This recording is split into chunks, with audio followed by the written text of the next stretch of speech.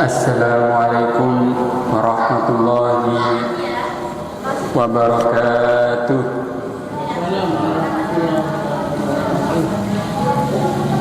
Alhamdulillah, bapak-bapak, ibu-ibu, hadirin wal hadirat. Pada sore hari ini kita telah sampai ke perkara yang dimakruhkan ketika dilakukan waktu berpuasa. Bismillahirrahmanirrahim. Qala al-musannifu rahimahullah ta'ala fi kitabihi al-yaqut an-nafis, makruhatus shaumi, perkara-perkara yang dimakruhkan atau perkara-perkara yang kurang disenangi ketika dilakukan waktu berpuasa. Makruhatus shaumi katsiratun, hal-hal yang dimakruhkan dilakukan ketika berpuasa itu banyak. Di antaranya al-mubalaghah fil madmadah wal istinsyaq. Al-mubalaghah, berlebih-lebihan, fil madmadah, ketika berkumur, wal istinsyaq, dan ketika memasukkan air ke dalam hidung.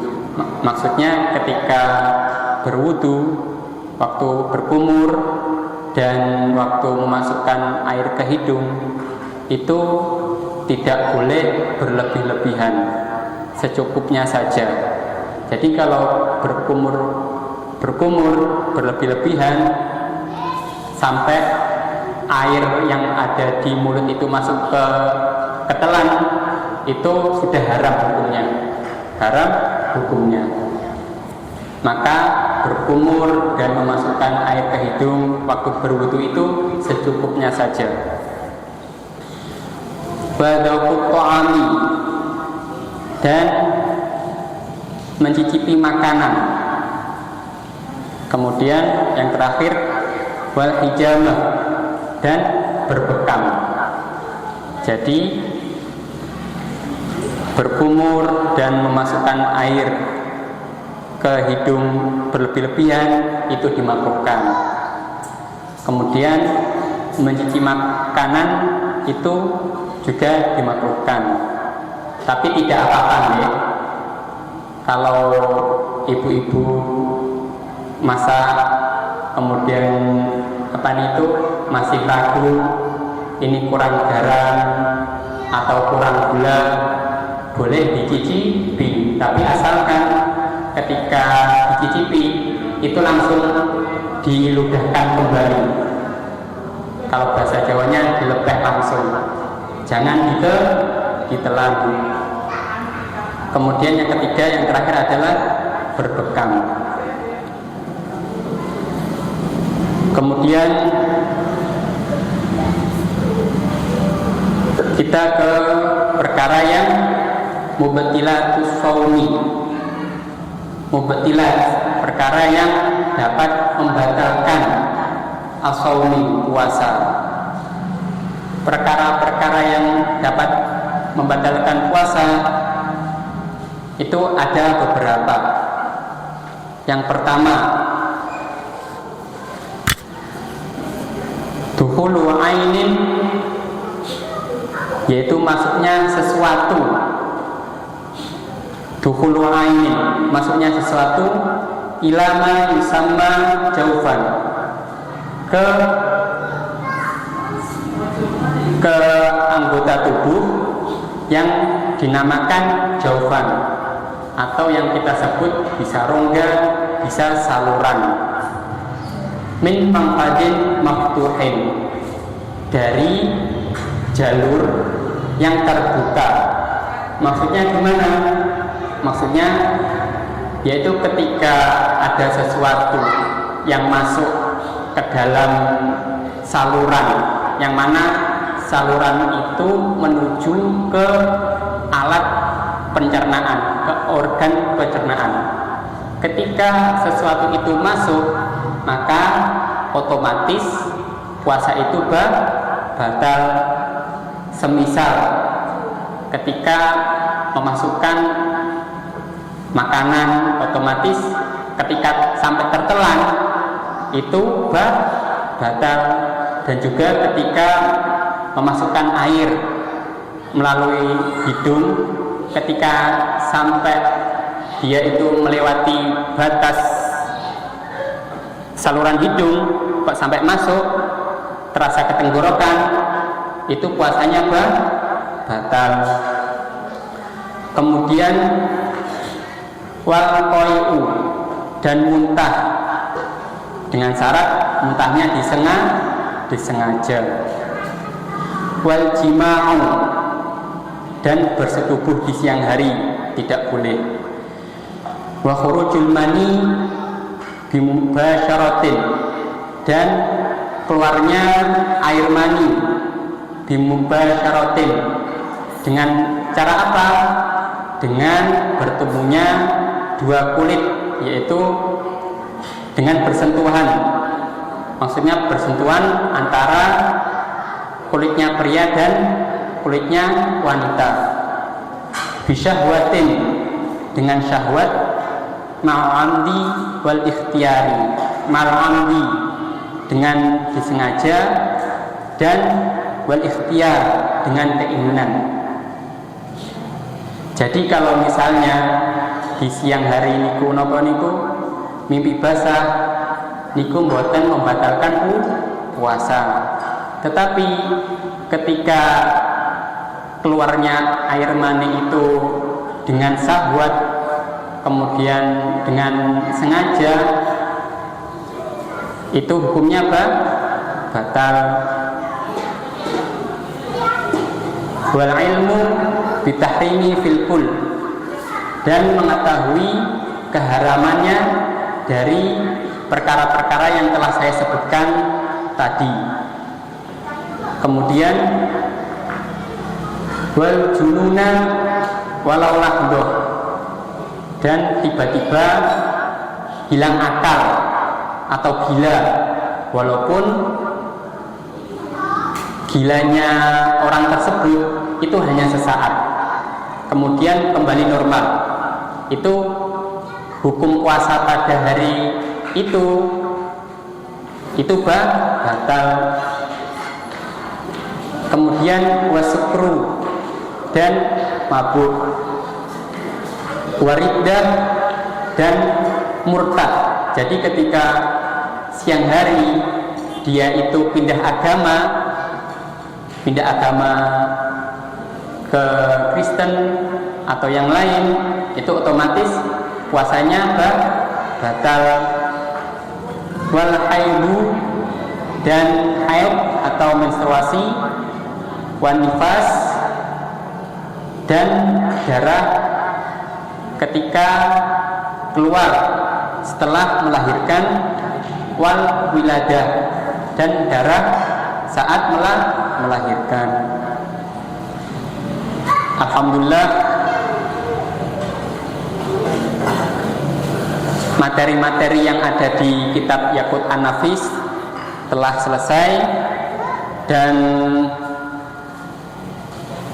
kita akan mengaji di kitab yang kedua yang berjudul Maqasidus Shaumi, atau yang kita bisa terjemahkan tujuan-tujuan. Maqasid jamak dari maqsad, yang artinya tujuan. As-shaumi, puasa, berarti tujuan-tujuan puasa, yang dikarang oleh Syekh Izzuddin Abdul Aziz bin Abdul Salam As-Sulami. Bismillahirrahmanirrahim. Qala rahimahullahu ta'ala fi kitabihi, fi kitab Maqasidis Shaum, Kitabus Shaumi, yaitu bab puasa. Wa fihi Wa fi kitab as-saum, dan di dalam bab puasa itu ada asyratu fusulin, ada 10 bagian. Al-fasul awal, bagian pertama, fi wujubihi, mengenai kewajiban puasa. Qala Allah Ta'ala wa azza wa jal, Allah Subhanahu wa Ta'ala berfirman dawuh di dalam Al-Qur'an,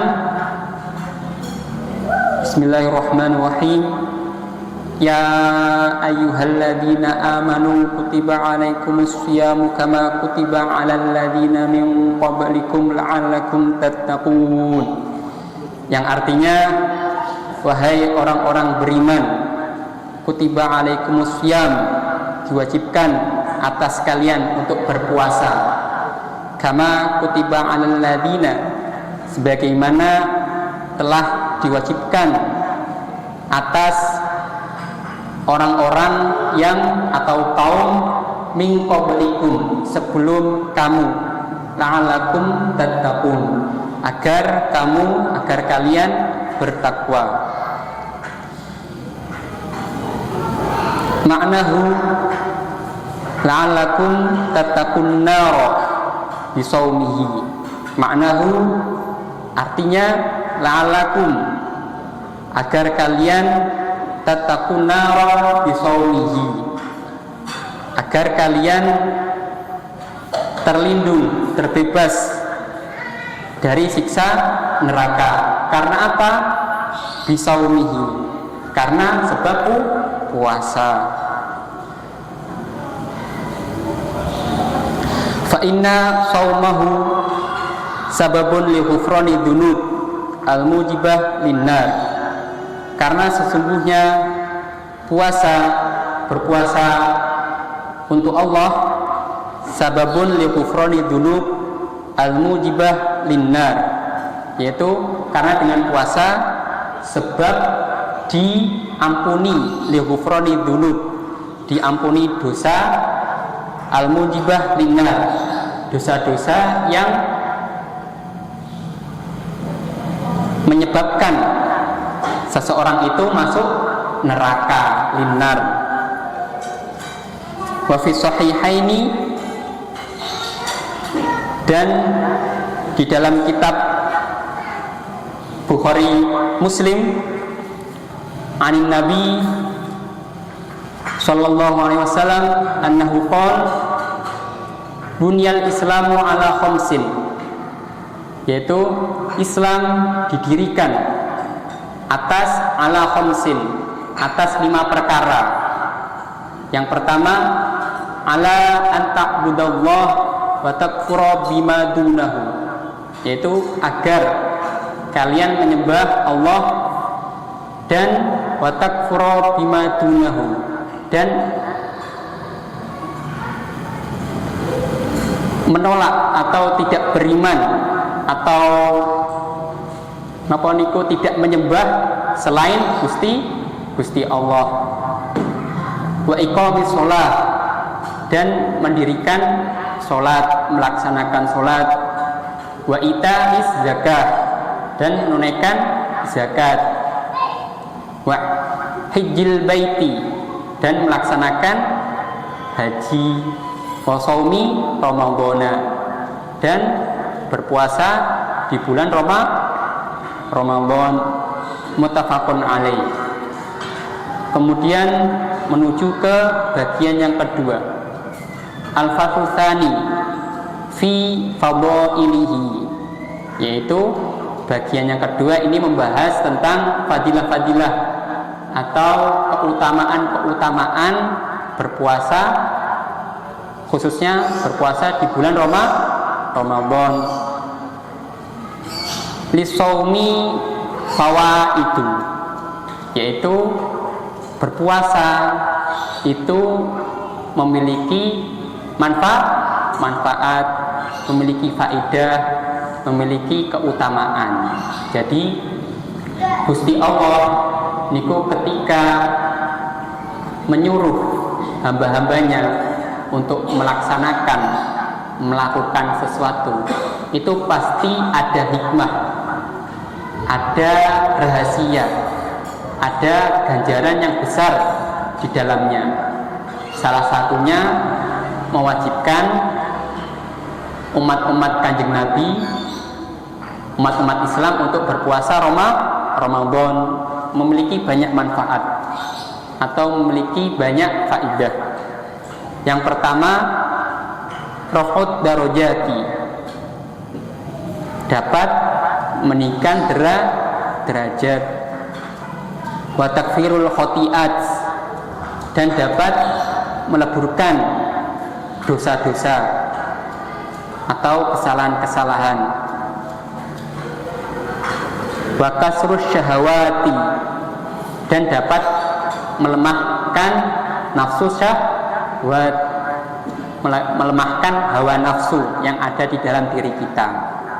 Karena ketika kita berpuasa itu pasti lapar, dan ketika lapar pikiran, nafsu itu hanya tertuju ke makanan dan minuman, tidak memikirkan hal-hal yang lain. Yang dipikirkan hanya makanan, hanya apa yang akan dimakan ketika berbuka puasa. Makanya ketika berpuasa itu dapat melemahkan hawa nafsu. Kemudian wa takfiru shadaqat, dan dapat membangkitkan jiwa untuk sering atau suka dalam bersedekah. Wa tawfirut ta'ati, dan dapat memperbanyak hal-hal yang baik, hal-hal dalam ketaatan. Wa syukru alimil khafiyat, dan dapat menjadikan seseorang itu bersyukur kepada zat yang mengetahui sesuatu yang tersembunyi, yaitu Gusti Allah, yaitu dapat menjadikan seseorang itu selalu bersyukur kepada Allah. Wal inzijari an khawatiril ma'asi, wal inzijar, dan dapat menghentikan seseorang itu an khawatiril ma'asi, dari sesuatu yang mendorong untuk melakukan maksiat, wal mukhalafat, dan sesuatu yang berselisih, yang bertentangan. Qala rahimahullahu ta'ala, fa amma raf'ud darajati, sedangkan adapun mengenai dapat meningkatkan derajatnya seseorang, yaitu puasa dapat meningkatkan derajat seseorang, faliqaulihi sallallahu alaihi wasallam, sebagaimana dalil hadis dari Kanjeng Rasul, yaitu idza jaa ramadhanu futihat abwabul jannah. Idza jaa Ramadan, apabila bulan Ramadan itu datang, maka futihat abwabul jannah, maka pintu-pintu surga itu akan terbuka, akan dibukakan. Wa ghuliqat abwabun nar, dan pintu-pintu neraka itu akan ditutup. Wa suffidat asyayatin, dan para setan itu akan dibelenggu, akan dikerangkeng. Muttafaqun alaih. Wa liqaulihi sallallahu alaihi wasallam, dan juga menurut hadis dawuh Kanjeng Nabi Muhammad sallallahu alaihi wasallam, hikayatan an rabbihi azza wajal, yaitu mengisahkan atau menceritakan dari Tuhannya, an Rabbihi azza wajal, atau ini hadis qudsi. Kullu amali ibni Adam lahu illa shaum. Setiap amal perbuatan yang dilakukan oleh manusia itu pahalanya untuknya atau darinya, untuknya, illa shaum, kecuali puasa. Fa innahu li, karena sesungguhnya puasa itu li, milik Allah. Fa innahu li, milik Allah. Wa ana ajzi bihi, dan Allah akan membalas puasa tersebut. Wasyamu junnatun, dan puasa itu adalah tameng. Fa idza kana yaumu shaumi ahadikum fala yarfus yauma idzin wala yashab. Maka ketika salah satu di antara kalian itu berpuasa, maka janganlah berbuat sesuatu yang tercela atau berkata-kata yang tidak bagus. Fa in sabahu ahadun, maka apabila ada seseorang yang mengolok-olok orang yang berpuasa, fa in sabahu ahadun au qatalahu, atau berselisih atau mengajak debat atau yang lain, falyakul, maka hendaknya orang yang berpuasa itu mengatakan inni imru'un shaimun, inni shaimun. Maka orang yang berpuasa itu ketika dia itu diolok-olok, terus diberlakukan yang tidak enak, maka hendaknya orang yang berpuasa tersebut mengatakan bahwasanya saya sedang berpuasa. Walladzi nafsu Muhammadin biyadihi, dan jiwa Nabi Muhammad biyadihi, dalam genggaman Gusti Allah. La khalufu fabisaimi, maka sesungguhnya bau mulut orang yang berpuasa atyabu indallah, itu sungguh harum bagi Allah yaumal qiyamati, ketika di hari kiamat, min rihil miski, dari baunya minyak miski. Walisaimi farhatani yafrahuhuma, dan bagi orang yang berpuasa itu memiliki dua kebahagiaan. Apa itu? Idza aftara fariha bifitrihi, apabila yaitu yang pertama, apabila seseorang itu berpuasa, kemudian ketika berbuka itu dia pasti senang waktu berbuka. Kemudian yang kedua, kebahagiaan yang kedua bagi orang yang berpuasa itu wa idza laqiya rabbahu fariha bisaumihi, dan apabila ketika nanti di akhirat bertemu Tuhannya, bertemu Allah, fariha bisaumihi, maka dia pasti senang. Karena apa? Karena puasanya. Muttafaqun alaih.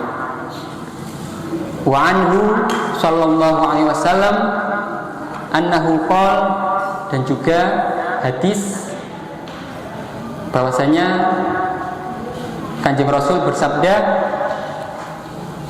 kullu amal ibni Adam yudha'af al-hasanah asyra amsalihha.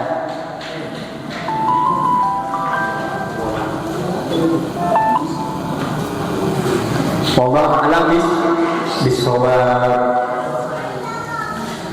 Akhirul kalam, cukup sekian. Semoga apa yang telah kita kaji, apa yang telah kita dengarkan, apa yang telah kita belajar pada sore hari ini dapat bermanfaat, barokah di dini wa dunya wal akhirah. Akhirul kalam. Assalamualaikum warahmatullahi wabarakatuh.